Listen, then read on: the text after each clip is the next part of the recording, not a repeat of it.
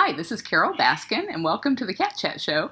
This is Shelley Thayer, the Executive Director of the Cat Depot, and she's going to tell us a little bit about the startings of the Cat Depot, and then tell us about yourself as well, because I'd love to know what causes a person to give up every day of their life to be rescuing cats. You're just my hero. Oh, well, thank you. And it's great to be with Cat Depot, but everybody has a story, and I'll make mine very short. Oh, make it long.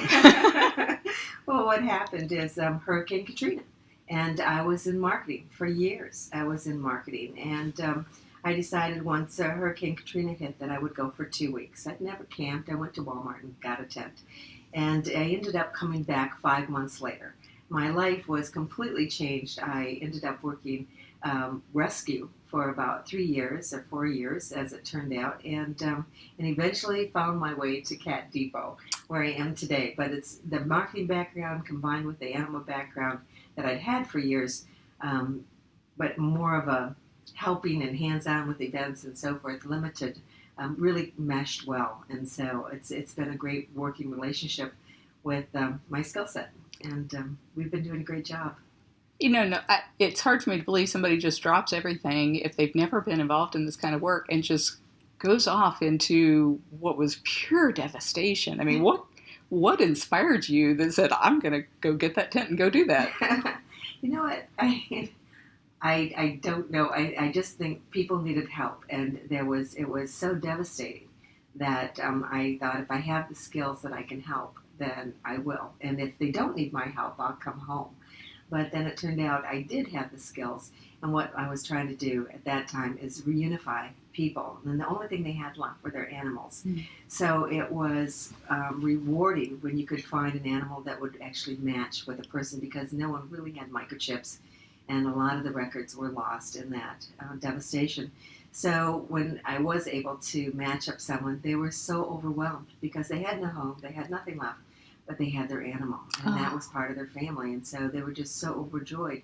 So it was a great experience. So then I realized, oh my gosh, if my animals were lost, I would want me looking for them, because with the internet, you could work all night. I mean, you never really had to give up on anyone, and so I never did. So hence I stayed, and I stayed, and I stayed, and then I was just hooked. And I thought, if I can make a difference in my lifetime, that's what I want to do.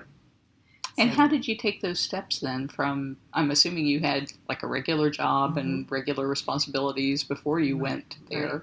Well, actually, I just sold a company, a marketing company. So I was in some time off at that time, and wondering what I was going to do next.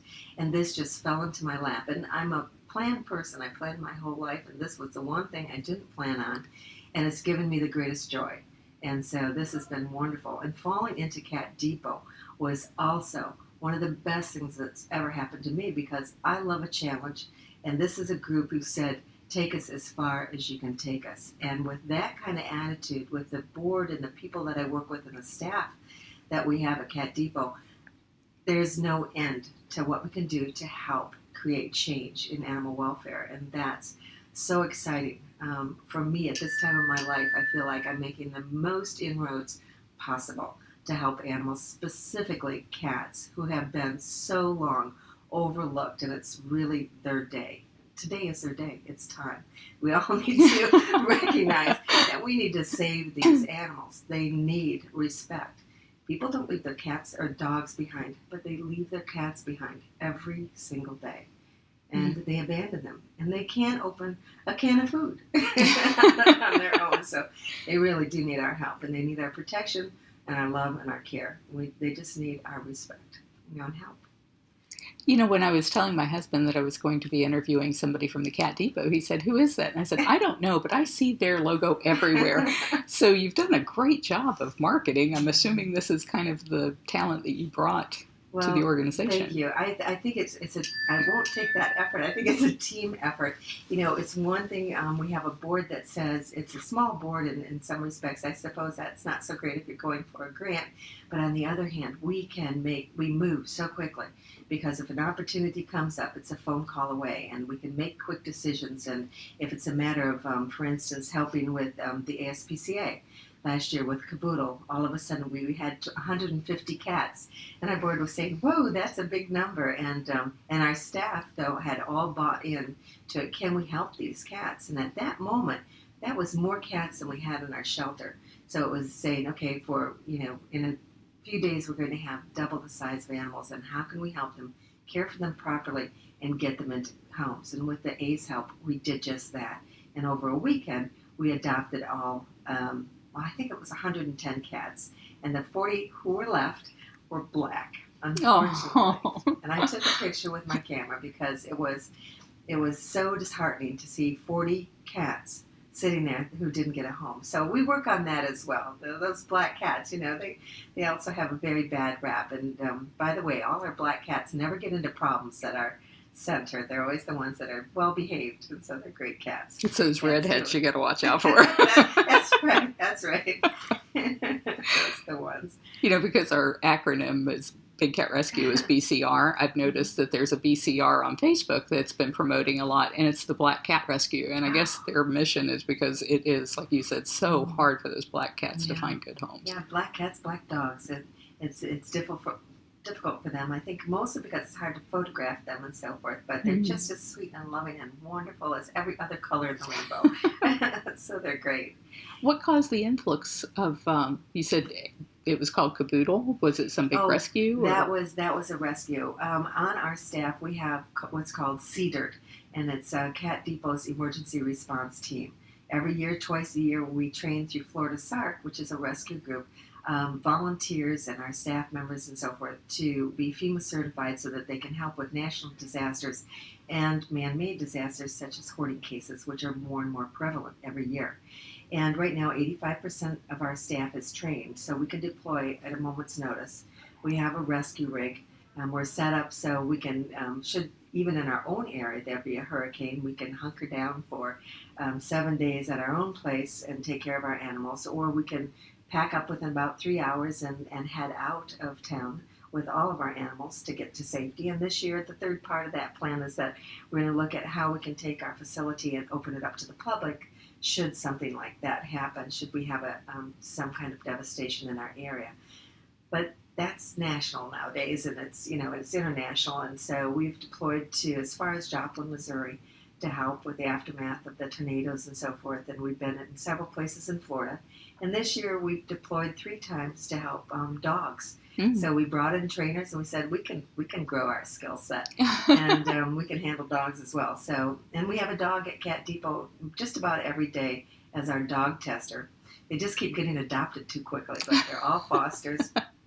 So we work with an all volunteer group and we take a dog who's usually on some kind of medication, but is very, very friendly and sweet and likes cats. And, there's a big part. And so somebody will come in for a cat and they'll walk out with our dog, but it's a nice combination and it works well because many people have dogs and cats, and they want to know, is the cat friendly? And if it's right off the street, which is where most of our cats come from, we just don't know. But having that dog there helps us. Tell me a little bit about how your organization operates, because you just said a lot of your cats come in off the street. So do people surrender cats to you, or do you work with the local shelters, or how does that work? We really, a few years ago, we really changed our model to help our local animal services. And with that, became the majority of our cats started coming off the street. Well, the minute we did that versus taking people's personal pets, our medical bills just about doubled instantly because these cats, many of them had not been seen, or they're just really unable to care for themselves when they're living on their own on the streets and just trying to find food on a daily basis. So that's what we still do to this day. Is the majority of our animals come off the street. Some of the percentage comes from other organizations to keep them from being euthanized. Last year we rescued 548 kittens, about the same amount of cats. And the goal this year is to find homes for 1,000 of those animals. But those aren't the only ones that we help. We also help community cats, and every month we're giving out 1,000 pounds of dry food, over 300 cans of wet food. We feed 230 personal pets from our community and our surrounding neighbors. And we also help, we have close to 1,000 community cats who are registered, and of that, people come from those colony caregivers to get food if they qualify, and they're living below poverty level. And in many cases, it's almost like the homeless feeding the homeless. And so we try to support them, and with that support comes trapping, TNR, which is trap, neuter, and return. So we help them get all the cats spayed and neutered, and with the rabies and so forth. And if there's anyone that's having some medical issues, we help them with that as well. So that's a wonderful community program that I love that we do. Including that, we have 4 areas about Cat Depot. It's adoptions, it's rescue, and our rescue team. Education, we have an education and activity center, and a resource center. So right now, coming up, starting in a couple weeks, is summer camp. So we have four weeks of summer camp. The last week is dedicated to free, and it's we work with Girls Inc. Your summer camp is free?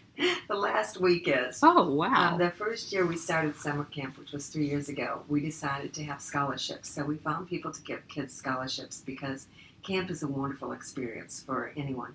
And really we teach not only about cats, but basically kindness to animals, which we hope equates to kindness to people.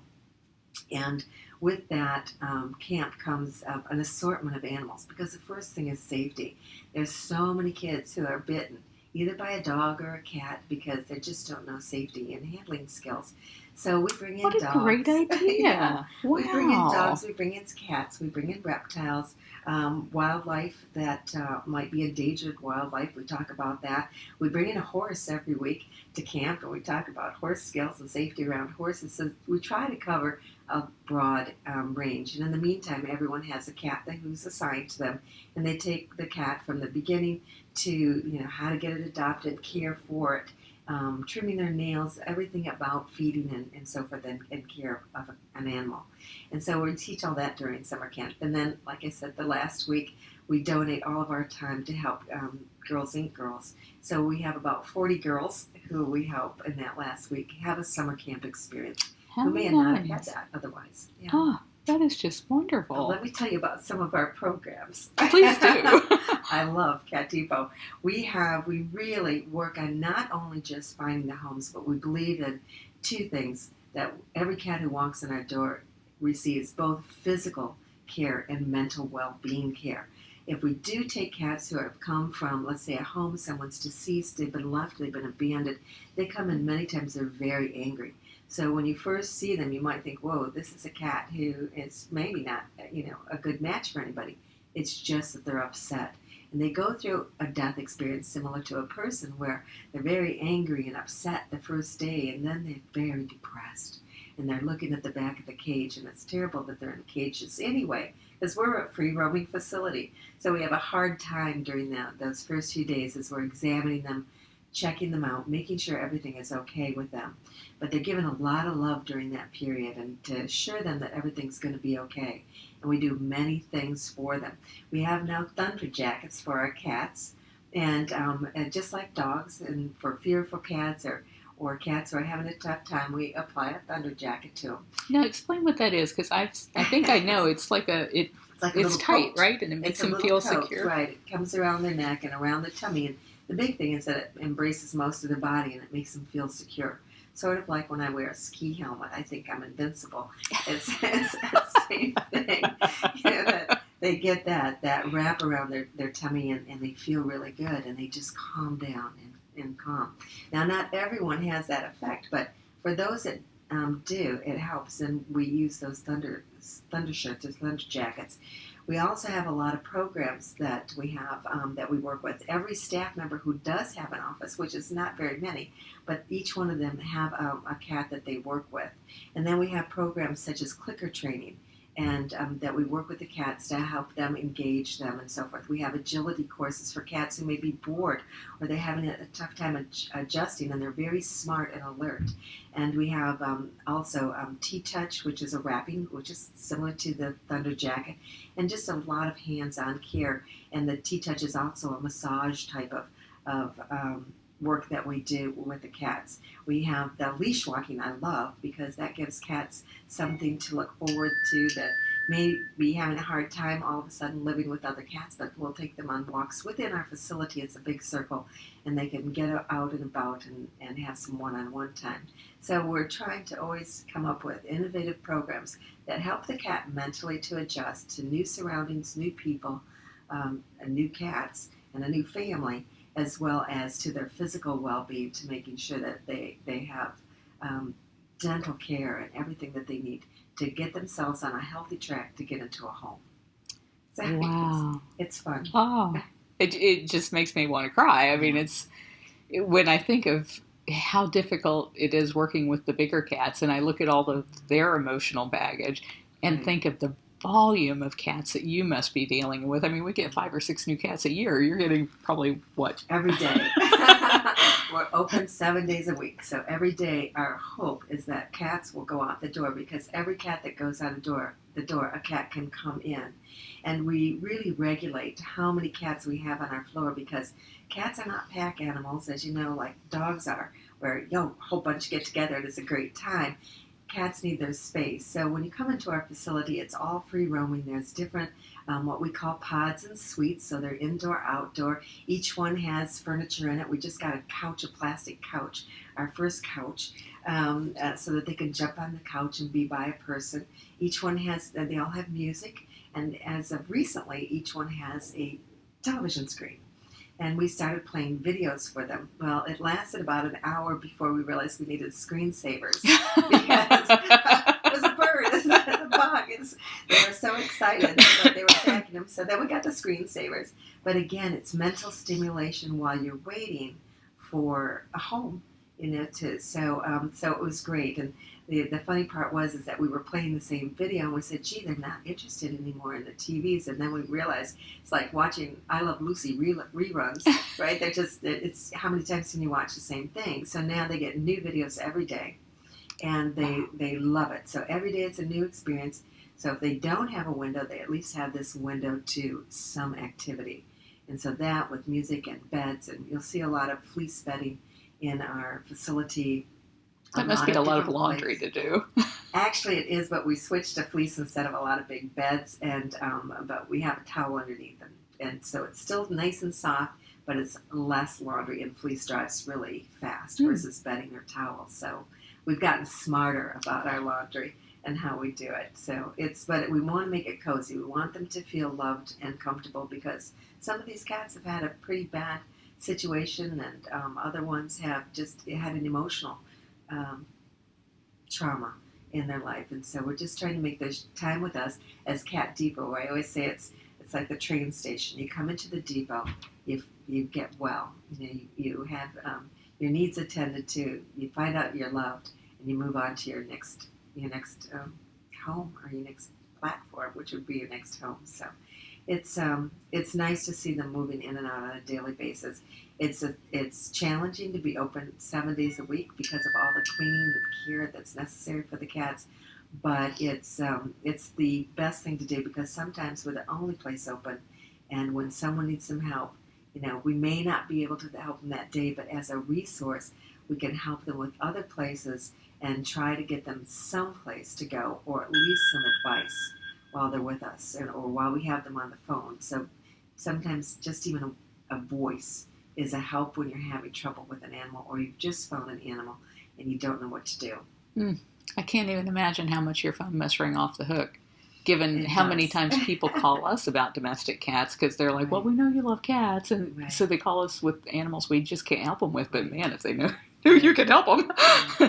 One thing is kitten season. I would like to tell everybody that if you find kittens, don't just take the kittens. Look for the mother, because the kittens do so much better with the mother. And many times people just see kittens alone, and they'll take them and try to bring them to us. And we always say, "Where's mom?"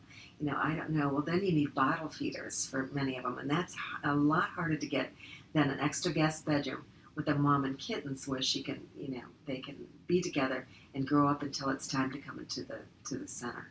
Do you have foster homes? We do. Never enough. We always need more fosters. Right now we have over 80 kittens in foster care. I know many organizations have hundreds in foster care, so fosters save lives. Our volunteers and fosters are what make Cat Depot who we are. I mean, without them, we just could not do all the things that we are able to do because of their support, and they really are lifesavers. So we have a volunteer director, and she has lifesavers always on her desk. And she says, because these are our volunteers, they truly are. They truly are. They help us every single day with all of our cats, from all of the wonderful inventive things we do with them to keep them happy and to take them to that next level, whether it's social skills or whatever that they need, or reassurance that life's going to be better, their next time around with their next family, and they won't be abandoned and they will be kept. And then they help with all of that, and they from the fostering to the daily care to the fundraising and everything that we do in between to ensure that we make a difference in their lives. How many staff and volunteers do you have? We have registered probably close to 1,000 volunteers, but Wow. the active volunteers, really, when it comes down to it, it's about 250 people. That's a lot of people to work. manage. Yeah, it is, and we love that they come in. We have families that come in every day just to, especially in the summer, when school's out, and they'll come in with their kids because it's an activity you can do that's free.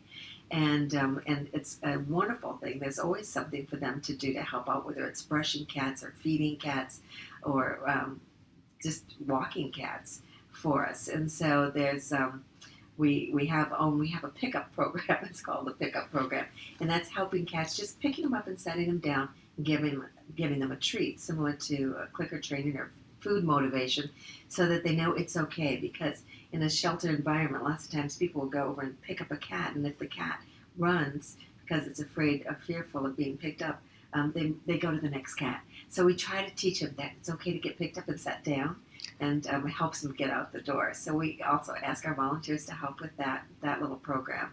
And so we have some videos and what they can do and how to do all these different programs to help us. And they watch them and they help, and they come in daily, and it's a great activity. The other thing is we're wheelchair accessible. So Nice. We get kids and we get adults, and they can wheel into the rooms and have the cats jump on their laps. And what a great experience that is. Oh. So we love the fact that everything, even our second floor, we put in an elevator so that kids and adults could go to our education and activity center. A lot of children and adults who are in wheelchairs or have walkers. And normally that's a difficult situation to, interact with the cats, but not at Cat Depot.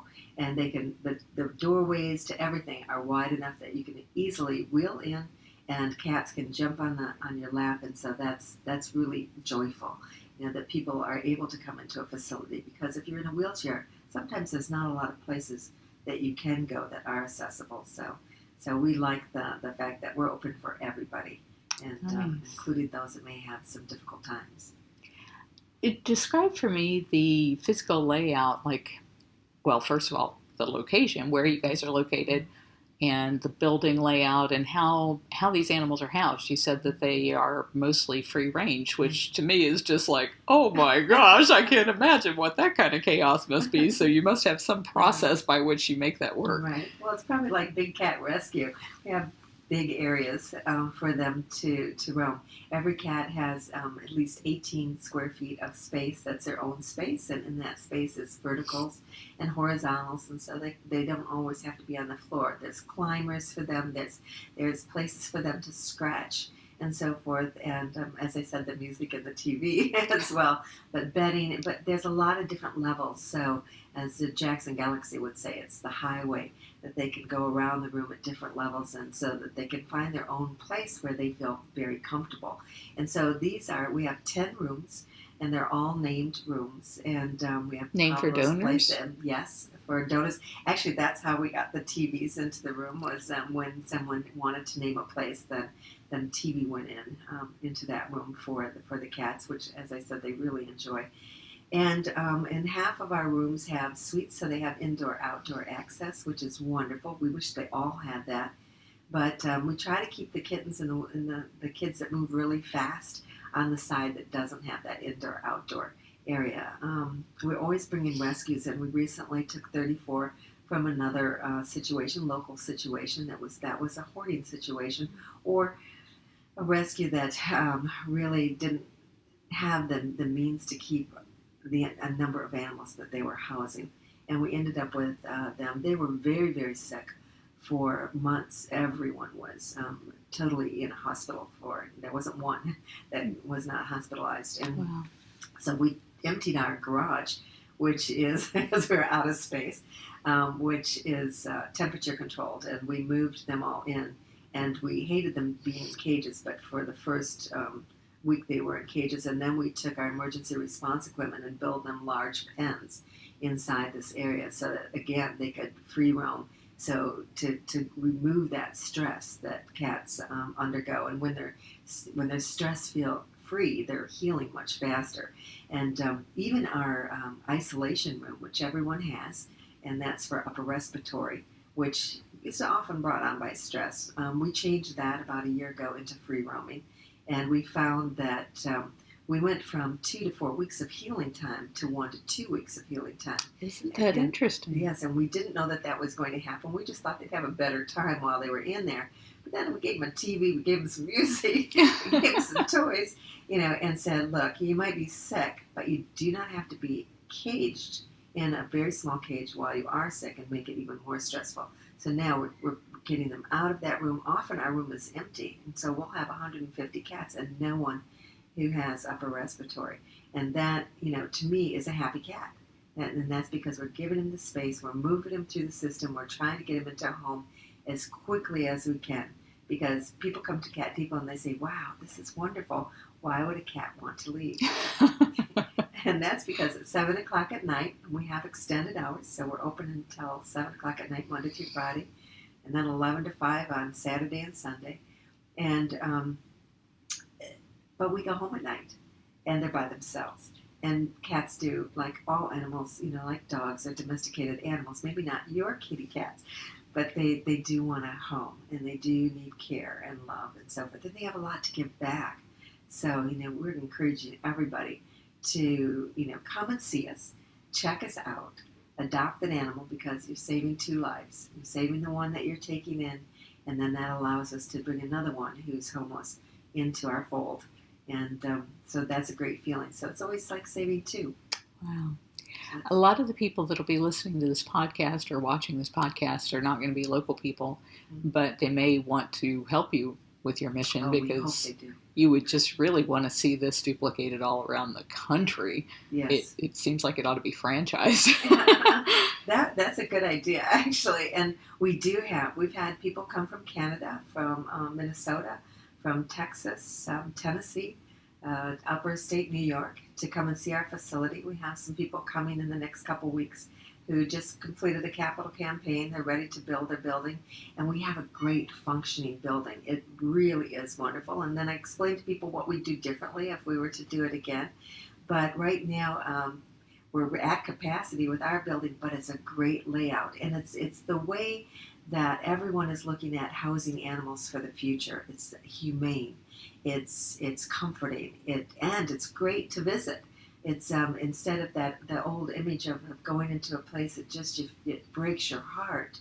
You come into our place and you're smiling and thinking, this is wonderful. This is the way animals need to be treated to get well, to just be respectful of who they are and well treated. And so it's joyful.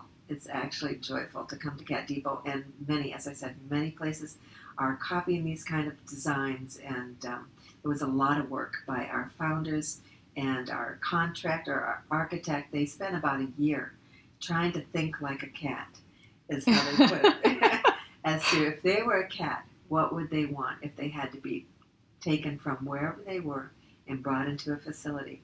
What would they want to go through? So we have a surgery center, we have a treatment center, we have an amazing litter box cleaning room that everybody should see. We even have a grinder that grinds up litter should we get litter into our sinks, since we use both clumping litter and traditional clay litter.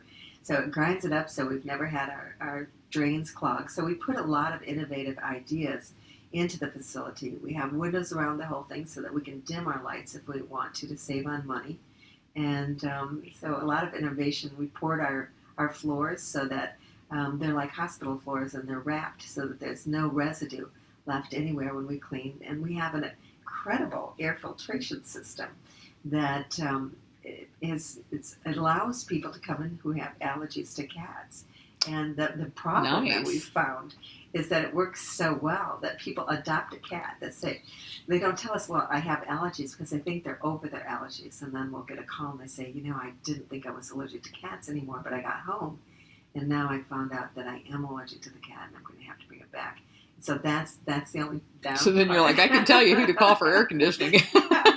But because of that, we do have families that come in and they have, as long as the kids don't touch their eyes, we have kids come in that are allergic to cats, but they're able to handle being at Cat Depot because of the air quality. It's better there than it is in my own home. So it's great breathing, air. So it's good. So that's a big plus too for a lot of people that might be a little bit allergic to cats.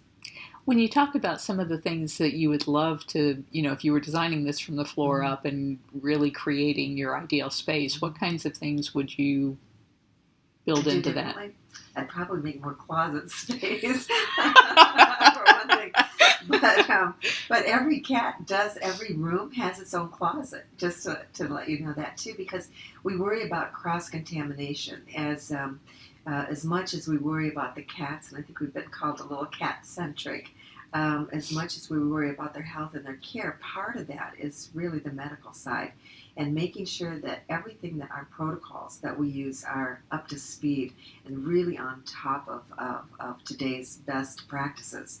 So every room that we have has their own mop heads, their own toys. They get their toys changed out every Saturday, so it gives them something new to look at. And they're all color coordinated. I don't know who did that, but it's quite nice. It's quite nice.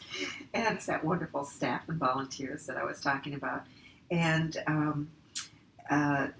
but they have everything there, all their cleaning supplies, everything. So each room is really its own little unit, and that's for cross-contamination. And that's a great idea. Nothing's happened. Yeah, but should there, it would be isolated to one room. And so we're really very cautious. We're very careful. And we really try to stay up to date on everything as far as cleaning and so forth and the care of the animals. I think you had mentioned working with animal services. So when they have people that surrender cats and kittens, I'm assuming you have somebody that goes down there and daily checks, or they call you and say, hey, we've got these animals. Can you take them? Do you have space? How does that work? Well, we take FIV cats, so that's one of the things. First things is we're not set up for FELV, which is leukemia. We're not, and that's more contagious, and we're not set up for that. But FIV is really, that's a compromised immune system. And cats, they're now finding, live just as long with FIV if they're well cared for as any other cat. So we take those cats often from animal services, not just our own animal services, but different parts of the state. And we'll take them. Boy, that's rare. Because I can't think of anybody that I know that. Oh yeah, that friendly FIV goes just as quick as non-friendly, wow. or maybe the not so friendly cat without FIV. And FIV cats are quick. There's nothing really wrong, and it takes such a deep bite wound to spread it that even they found that even just tussling with a cat without it, with a cat with it, hard to transfer. Very hard to transfer. So I always learn something on these shows. Oh yeah, people are mixing them these days. If they know the personality of their cat and they don't have a fighter, and they've got a sweet FIV cat and they have a sweet cat, oftentimes they'll mix them. So we're just learning so much more about cats because the honest truth is we don't know enough about cats yet. We don't know enough about disease, about ailments, about cures, about caring for them. What is that cat saying anyway? Cats learn to talk for us. The voices and the sounds that they make are to communicate with us. So, and they pretty much understand what we're saying. When I call, they come. So I don't know always what they're saying, but I'm trying to learn. But we are learning a lot more about cats. And as I said earlier, it's time. It's really time that we spend some time on this animal. We have more cats in household today than we ever did. It used to be dogs were the number one animal, and now it's cats. And I think a lot of it has to do with our lifestyles are so busy. Americans especially, we drive ourselves very hard, and there's nothing better than coming home to a little kitty cat, and just it's easier to scoop a litter box than to go take a dog for a walk. Yes. Sometimes, and they're just as loving, and I think sometimes just often misunderstood. But I'm a cat person. I'm bipedal. I love cats and dogs. You were mentioning earlier learning cats' language, and I think I heard you in the lobby downstairs talking about Jackson Galaxy. Yes. So was he at your facility, or how? He was. What was that interaction? I'm a fan. I started actually after watching an episode of Jackson Galaxy on TV. I started asking my staff to watch the show because there were so many skills. And I remember watching an episode, and I'd just taken a call on a behavior problem, and I was having a hard time addressing the issues. And I really didn't know how to solve this person's problem. And I'd gone online and I'd called some people and a couple of behaviorists, and I still was really having a tough time. And they had two cats that were just really drawing blood, and they hadn't been. They'd been living very calmly and as best buddies, and all of a sudden we're not. Well, then I watched one of Jackson's show, and the next thing I was back on the line with them and saying, I think I've got a solution. And that was great because we need more people with his kind of messaging. It's really the people that need the education. It's not the cats. It's the people, and he does it in a nice way. And it's so simple when you watch the show, but there's no way I was going to come up with some of the solutions by myself that he has taught us all by watching his episodes and dealing with all the different situations and scenarios. And the man is what we've needed for a long time. He really is wonderful, and I wish just everyone would watch his show. I'd love to see more programming like that. We do. We really do, because we've learned a lot about dogs again, but we're just limited in our education on cats and knowing what makes them tick and what makes them happy and how to get multiple cats even along, how they can get along in a household together and live not only peacefully but happily, and so yeah, we have more to learn, and Jackson's a good leader in that realm. He's teaching us. Wonderful. Well, I look forward to his presentation at this conference. Right. He did come to, he helped us. We had an abused cat, and we knew this cat had been abused because we got the call from the person who was trying to save it when some people were trying to kill this cat. And the cat was so fearful and so afraid, and we were on our second year. We had called in behaviorists from a couple hours even away from us, doctors. We tried helping him medically with drugs, anything to try to calm him, gain his trust again, clicker training, thunder shirts, jackets, whatever we could to help this cat. And this cat was just having a tough time. And we were pretty much close to, what are we going to do? And we put the cat in foster. A foster who felt sorry for him took him, and he was doing better in foster care. After 6 months, we brought him back. He started regressing very quickly back in the environment. And so back in foster care again, and we said, Jackson's coming to Cat Depot. We've got to ask him, what can we do for this cat? Well, first of all, Jackson had everyone in the room in tears, I think, pretty quickly. Because, he had me go over to the cat, and the cat raised his paw, felt like he was going to strike, and he went over to the cat, and same thing. And then he had said, now, to the foster parents, please come over and let's see how their cat reacts to you. The cat got up and stretched and came over and kissed him. And he said, you know what, this cat's learned to trust you. And I don't know if he'll ever learn to trust anybody else, but really, this is a wonderful thing I'm seeing here. And anyway, long story short, of course, the cat is happily ever after in their home, progressing just beautifully. Now out on the floor, now trusting, from being in a little cubby all the time to now roaming with their cats, their other two cats, and their dog. Oh. And it's a wonderful story. But talk about patience. Oh my gosh, here is a foster family. Anywhere else, this cat would have been euthanized. It was a Russian blue. It was a front paw declaw cat, and out on its own, abandoned. And and some people were trying to destroy it. So what a tough thing to a cat to find himself in that situation. But now his life has come full circle, and Wow. they're overjoyed with the joy that they get from this cat. And certainly the cat is in a much better place than he ever was, and he's got a good probably 15 years yet to grow with his family. So I'm sure it's even going to get better. That's one of the things I love about cats is that you have to earn their respect. It's true. And you feel like you're a better person if your cat likes you. Whereas your dog's going to like you no matter what. But That's true. And I love it when men fold, especially because they'll say, so many of the women who come in and volunteers will say, well, my husband never was around cats until he met me, and he said, oh, I'm not a cat person. Now it's all about the cat. Everything's about the cat. So when they fall hard. And we both know that they're a wonderful, wonderful family pet. And whether it's a senior, I'm in love with the seniors now. Maybe as I've gotten older, I really have my heart tugs for these senior cats that will come in, and they're 17 years of age, and they're still wanting to have a family of their own, and they've probably been with a family up until recently being abandoned, and we want to get them back out there because many of our vets are seeing cats now 20 years of age, 21, 22, 23, even older.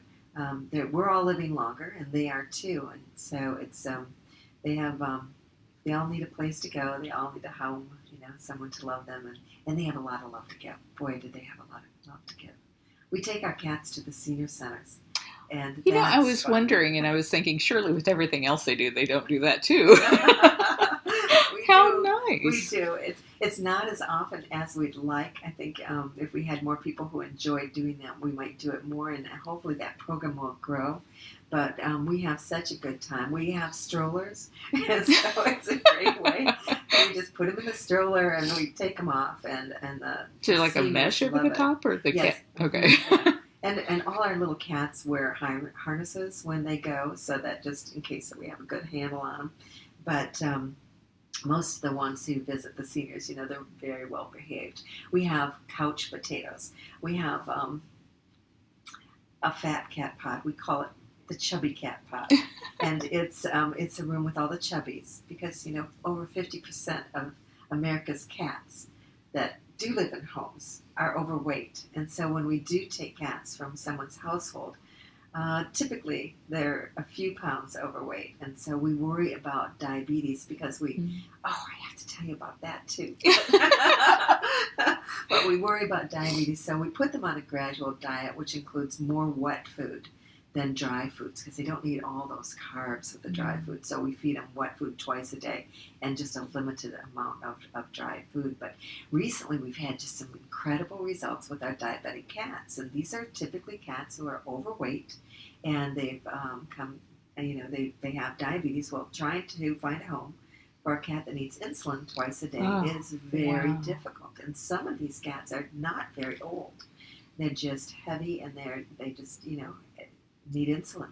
So we have discovered through proper diet and acupuncture that we are able to get them off their insulin.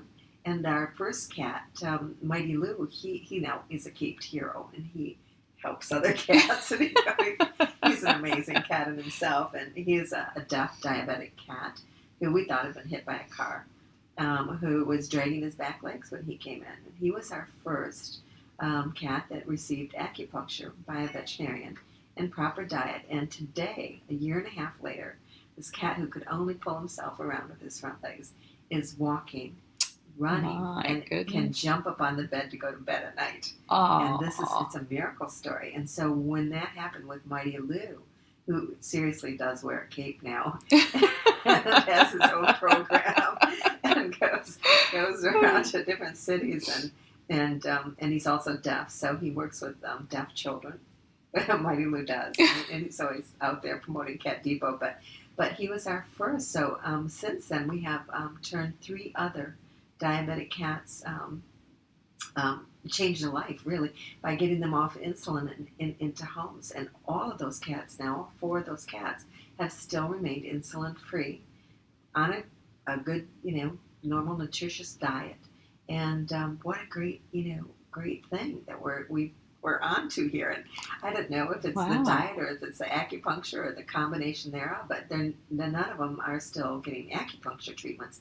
But it was part of that, those beginning steps of getting them into a better wellness state than they were when they came in. So that's exciting. I mean, when you see something like that. So. When you say a nutritious diet, what do you guys recommend for these cats that are overweight? Because probably half the people watching this have cats that are overweight. I've got one too. And sometimes it's because they've been nearly starved to death, and then they have this eating disorder. And now I've got a Hurricane Katrina cat that was 4 pounds as a 4-year-old. Came in and was had almost starved to death, and so that's my one that wants to eat a lot. So what I do with him is he gets a quarter of a cup of dry food, and he gets all the wet food he wants to eat in the morning, and he gets dinner of wet food, whatever he wants to eat. And so my other cats are very similar. And there's a lot of good nutritious foods out there these days, and we just have to watch out that our dry food doesn't have all this corn or wheat or whatever in it, because cats traditionally are carnivores, and they're meat eaters, and so they really need protein. And our cats also need a lot of moisture. And if they were to eat a mouse, let's say, that's got a lot of water in it. Our body content is 80% of water, and same with little animals. So they're getting a lot of moisture. So the wet food provides that. So any nutritious canned wet food, and especially they usually love gravy or something like that. They're getting that moisture, they're getting that protein that they really need, because that's what their body type is. That's why they have those wonderful little teeth. So they can eat, that soft food or crunchy food or whatever it might be. But so we limit the dry. We just limit the dry. Same with kittens. Kittens, when they're growing up, a little more protein, a little more wet food than the dry food. And we recommend for the lifetime of the cat that they get both wet and dry food. Always wet food. It's great for the system. It's really, I think, dry is easy, because sometimes we tend to be a little lazy because we don't want to. I use, we at Cat Depot, we used the French fry trays. So everybody has their own tray of food. So everybody makes sure they get all their wet food in the morning, and those that are underweight get afternoon feedings and evening feedings if they're underweight. And our chubbies get wet morning and evening. So everyone has a treat before they go to bed, and that's just to say it's time. The day is over, and it's time to go to bed and settle down now. So. Isn't that something? How they love their routines? Yeah, people love routines, and our animals love routines too. And I think it helps keep them in that calm place as well. And so it's a little less stressful if they know, okay, this is what I do every day. Wow. So it's nice, and they get a lot of playtime. That's the thing too. I think people forget how to play. I think animals forget how to play, but it's easy to get them back in. You just have to play with them. And for all of us couch potatoes, laser blades are easy, because you don't really have to run around so much. And I have a cat that fetches. I'm fetching all the time, but now there's the bird, and that's great on a big wand, and so I can actually make it go all the way around my couch if I want to be a couch potato. So that's wonderful too, and my cats love it. So my cat's running around the couch, and I just get to sit there. But it's great exercise. So it's mental for them, it's physical, because cats in the wild are domestic cats. They were always out chasing and doing whatever because they were looking for food, and they had to. It was a work day. Work day meant get up, go look for food, run, pounce, catch, play, eat. And now they're pretty much open the can of food and they eat, and then what do they do all day? So I think that's why, we've got these cats that are so overweight. So a little bit of playtime, even if they're old. And I hear people say, well, my cat hasn't played in years. She won't play again.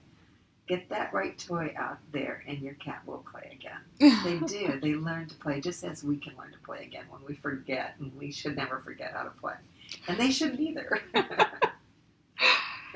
What is the annual budget of the Cat Depot?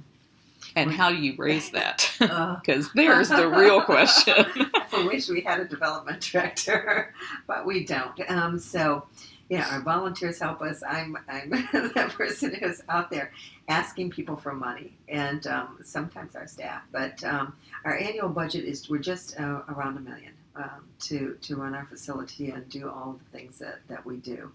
And I'm always trying to keep it just under that $1 million, because I don't know what that number does for me, but it makes me nervous. I didn't bring that in, but we're only 11 years old, so our pockets aren't as deep as maybe some.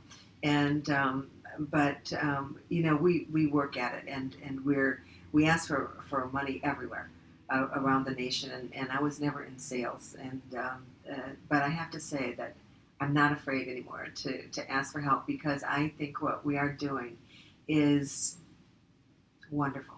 I really know. I agree. Listening to it is just, I'm so impressed. I think that we have, I invite people from other organizations to come and look at our facility, to see how our staff works together, to see how our staff works with our volunteers, because it takes a small army to do a lot of good. And then that's what we've got right now. And everybody, there's not one person I can think of that doesn't give their all plus. And in animal welfare, that or in any job, that's really what you should be doing. But when your heart's in it, and you can make a difference, then you do. And we know that we can do so much more, and that there's so much more that needs to be done in animal welfare for cats, specifically for cats, when they're still being euthanized, at a huge rate, with 75% that go into animal services or animal shelters being euthanized. It's time for change. It's time we really make change. So we honor our cats for life at Cat Depot. That means if you take a cat from us, and that's why our list to get in is so long, but if you take a cat for us, something happens, and 10 years down the road, and you find yourself in a situation that you can no longer care for this cat, we'll take the cat back. We do not want the cat to ever end up back on the street. And we've had some cats come back during the economy, when the economy was really horrible, and people were losing their homes, and they didn't have enough money for the animal deposit. That's an issue with me. But anyway, when they didn't have that big amount of money for the deposit, then sometimes they had to give up their animals, and that was a tearful experience and a terrible experience, especially when children were involved. And so we take them back. So at least they have the comfort of knowing they're in loving hands, that we're going to take care of them, we're going to help them through that transition period, because they do have that emotional experience just like we do with a death or a departure of loved ones, and we're going to find them another loving home, and we're going to continue doing that for the rest of their life. So I feel good that we have that commitment to them, and we've helped thousands and thousands of animals, and we encourage people to come see our facility. We'll help other people, if they like what we do, we'll give them the formula. And I hope that everybody can do as much or not more from learning from us. And I have to tell you, every day we're out there learning from everybody else. It's I think that's one great thing about Cat Depot is we always look at the experts. We always look at those wonderful people who have innovative ideas, who are and we're not afraid to copy them. Say, we don't have to invent the wheel. If you've got something good, we're going to jump on board and do it too. So we're always looking to all these wonderful organizations who are out there creating, such great programs. And that's our ASPCA and Best Friends and Humane, our American Humane and HSUS, all these organizations, and a lot of smaller organizations that are really making a difference, in the U.S. today for animals. And hopefully the world eventually for animals. But right now we all kind of need to look at our own backyard, including Cat Depot, and we're on a mission to clean ours up. And so that's something that we're heading into this summer, is looking at our backyard where there's a lot of unspayed and neutered cats, and we're going to be hanging door knockers and going out and offering services for those who can't afford it to spay and neuter their animals, get them vaccinated, take care of any health issues, and we're really Getting your excited. own full-time vet, you said? A full-time veterinarian, How yeah. And sometimes wonderful. we're going to have some vet. We have a part-time vet as well, so 7 days a week. And we know that's where it's at. We know that's what's needed. And as much as it's a challenge, we love a challenge. Well, that's a wonderful place to leave this. I really thank you for your time. For those that don't know, she's here at the Animal Expo, and she got a grant to bring her staff, so she's training her staff. So And excited.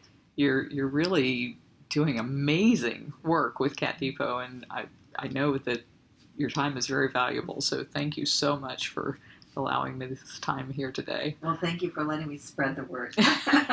We will We do appreciate that. it. This has been Cat Chat Show 54, and I'm Carol Baskin. Please join us at thecatchatshow.com. Look for us on iTunes and give us a good rating if you enjoyed this show, or on Stitcher Radio. Until next week, thank you and bye!